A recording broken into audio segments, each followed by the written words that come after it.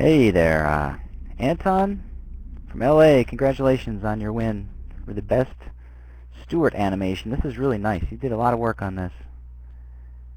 I felt like I was watching a segment of Hunger Games, possibly, animated. Some really cool dynamic poses, fast, snappy action. I thought that overall the piece was really entertaining. My name is Keith Sintay. I've been a professional character animator now for coming up on 20 years. Yeah, I've worked on a lot of different movies. Everything from, I started out as a traditional animator at Disney, working on movies like Pocahontas, Mulan, Tarzan, and then over to DreamWorks, where I also did traditional animation on movies like Spirit and Sinbad. And then I moved into computer animation, where I've been, I did some all-animated features like Surf's Up, Open Season, and then mostly visual effects nowadays. Most recently, I've been working at Industrial Light and Magic. I was on the crew for Transformers 4, and just finished up on the upcoming Ninja Turtles movie, Teenage Mutant Ninja Turtles. So it's been a really fun ride for me. You can find out more about me if you look up my website, www.keithsintay.com, if you're interested. Or just search my name, Keith Sintay, on Vimeo, and you can see my reel. Anyway, back to you. Yeah, some great stuff. So let's take a look at this. I'm here to try and give you some suggestions on how you could possibly improve this. So let's have a look.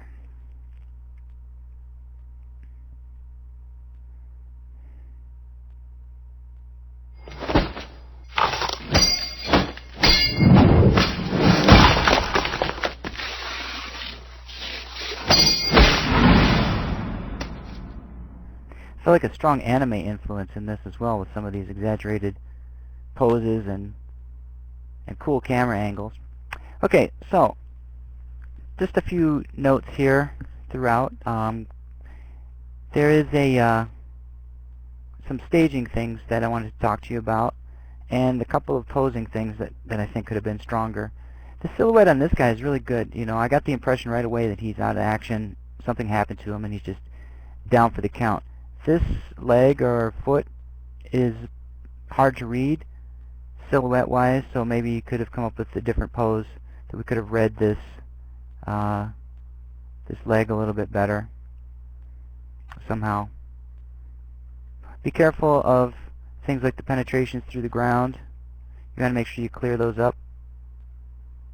Alright, so first staging thing is, I like the grab here. This really makes sense in the walk forward, and the fact that you colored some of the characters gray, so we kind of have the two distinct teams, if you will.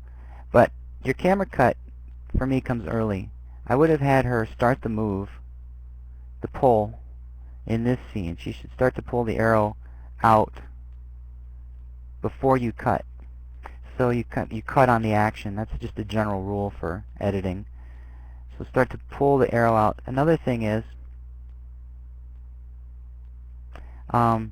you would have your little anticipation before the pull, and then start the pull out, so we really feel the weight or the tug on the arrow from the person that's been shot in the back here. So yeah, have this motion lead into this one. In this one now, you would probably you'd cut to maybe about here, somewhere between this frame 71 and 72, where she's already in the process of pulling it out. In other words, you start the action, the first shot, cut into this. Okay, hopefully that makes sense.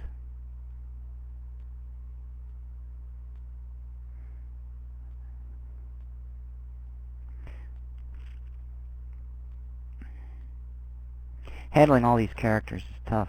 So when he pulls out this sword, I felt like it was pretty light. Once it's constrained to his hand, it kind of stays in this pose with his hand. I wish that you had dragged this sword even more to give it some weight. We lose it here completely in silhouette. Start to bring it across, again adding some weight and overlap to it, making the thing really feel heavy. The other thing is, probably here, break the wrist more.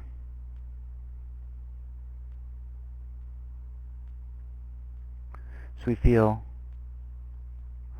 that the wrist is being held down, whether it's this attitude or this attitude. The rest is taking the weight of this sword. It moves kind of fast on its way back. Here I would have slowed this down, getting it behind him. All of this, your spacing there. Again, just to give those parts some weight. This is not too bad here when it comes forward and flicks around, but you have basically three poses getting it from here to here. I would have padded that with a few more poses to, again, keep that sword looking like it's heavy. Alright, when he comes in to block this motion, I think that this works pretty good. You have kind of a disadvantage in the fact that this gauntlet here is hard to read up through here. The staging looks good, silhouette-wise. I think that works pretty good. One thing though, when he runs forward, he takes off like a rocket, which is cool. You know, kind of anime style.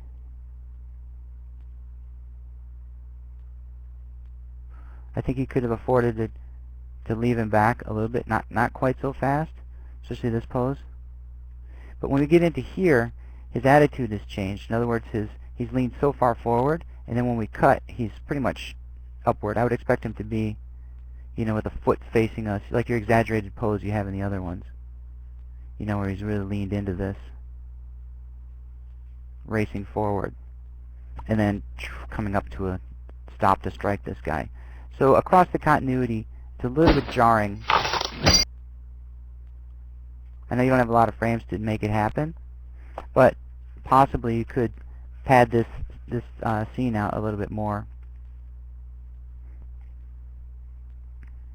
to get, you know, in order to allow him to come in more horizontally and then stand up as he's slowing down to whack this guy.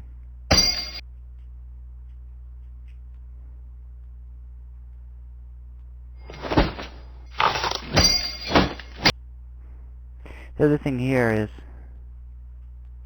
I like the way that this happens, that the arrow is being followed by the camera. This is cool. But plug in more in-betweens here when it comes down to strike this and block this arrow. If you see, let's go back.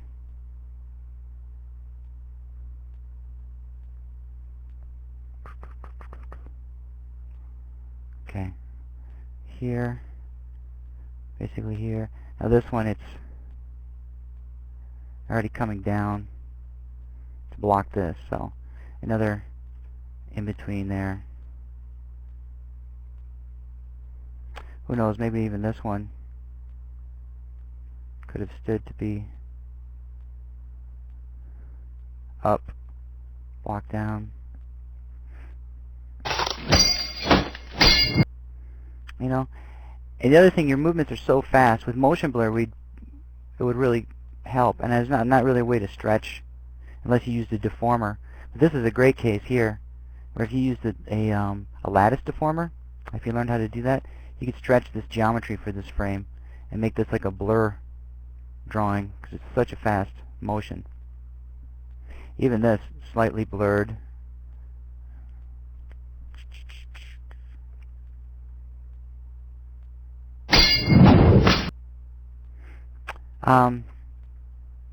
So this coming through here, all cool.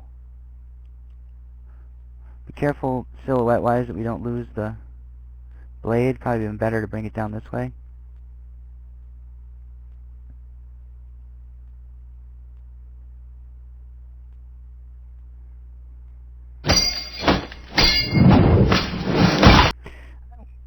And when he goes to punch, it works, but it would have been nice if... Well, this guy's recovering. Yeah. It's just your transition from here to here. From here when you get, and then into the punch. I think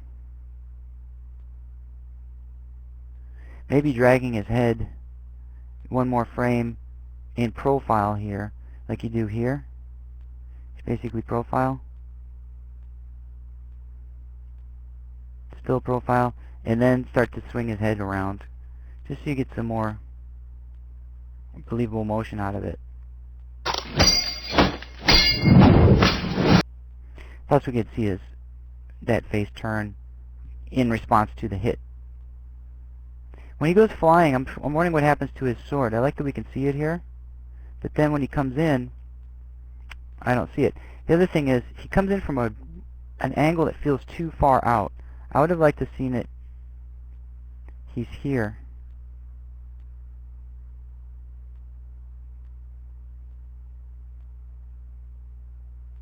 Coming from this direction.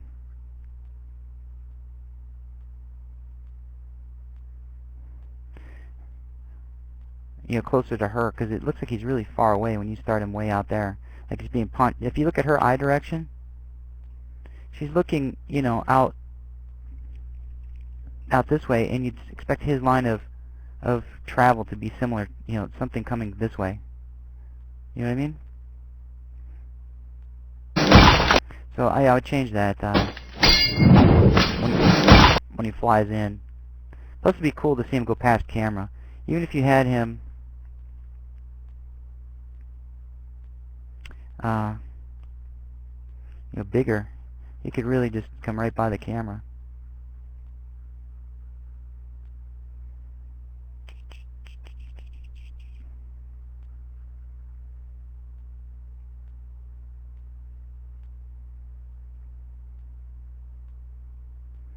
You know what I mean?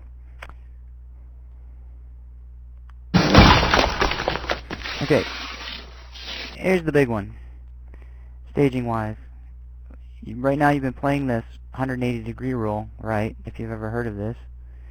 It's basically, for those of you that don't know, let's say you have a character here, and this is your other character, and you have this line where your cameras are set up. If we look at this staging right here, where the camera is, kind of sorta, is here. I'm going to make that in yellow. Right? The camera's kind of looking past this guy at the girl, who's the 0, or O. He's the X. Right? So the 180 degree rule means you stay on this side of the of this line. So when we go back to bringing the camera to look over her shoulder, we're still on this side of the line, not crossing over and going over here. Right? This would be wrong because it confuses the audience, and that's what happened to me when I was watching this. You broke the 180 degree line there. There are techniques for doing that with camera moves and things like that, but for the most part with camera cuts, it's difficult to get away with this. So if you look and we watch this thing back, she's always on the left, he's always on the right, screen-wise, right? She's here, he's over here. If you look at all of your scenes, there she is on the left. Of course she's left there. Here, the gray guy's on the left. He's on the right, so this still makes sense. We're still on this side of the 180 degree. Look at this. Oops. She's on the left. He's on the right still. We're still on this side of the 180 degree. Again, same thing. Left, right. We're still on this side.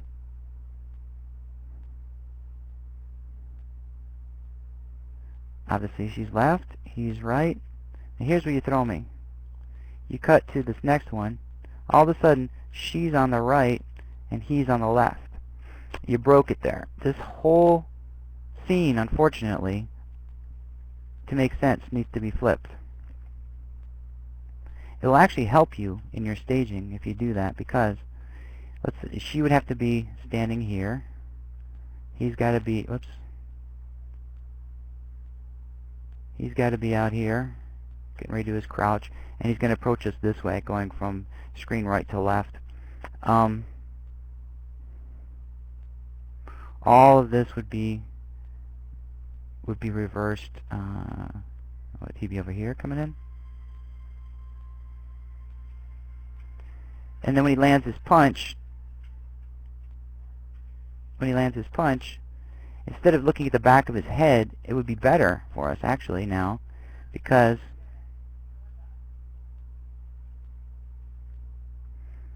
we'd be able to see his face during this punch. So let's see, try to think in these terms without, wish I could flip this image here. Like if you were to restage this, so the one's on the other side, or if you can flip this thing, it would be you know, just 2D, just to see. It might help. Okay, so anyway, when she gets punched, or he hits the ground, whatever, I would punch with his left hand. Then we would see his face.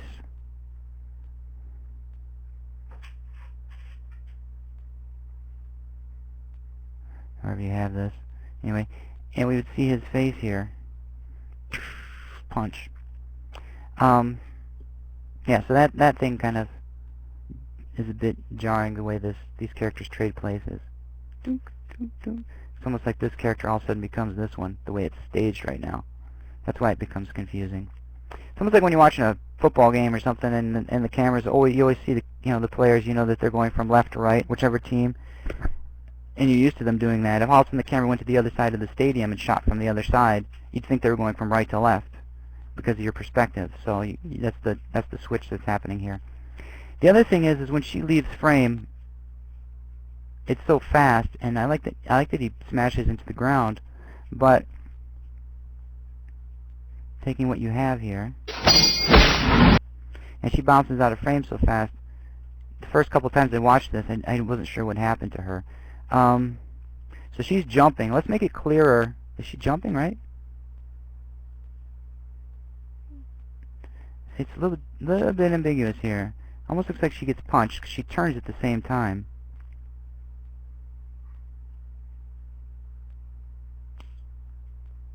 But I would make it clearer that she's jumping out of frame and rolling or jumping out of frame, and reblock this one, or reanimate this one, so that it's doing the proper thing camera-wise. I mean, it might just be a matter of, you probably could save all this animation, just take your camera and move it over here so that she's on the left.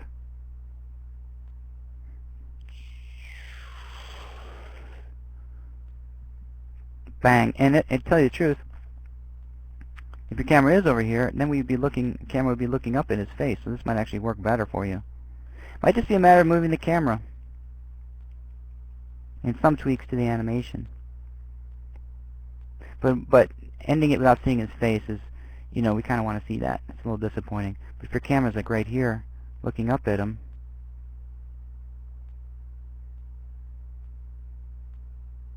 you know, then we can see the action better, and the camera will be in the right place. Overall, terrific work. Really nice. A ton of work for one person. Just some editing things, really. This little jitter that he does is cool, but it becomes a little bit repetitive, mechanical looking.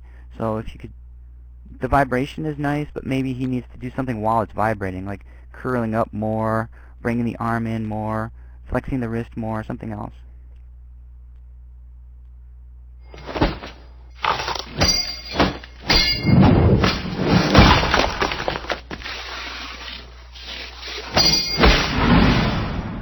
You got some great poses. Yeah, congratulations. I see why you won. That's very, very cool stuff. And good luck to you in the future. It's been my pleasure. Aloha. And yeah, I wish you continued success. You're off to a great start here in your career. Take care.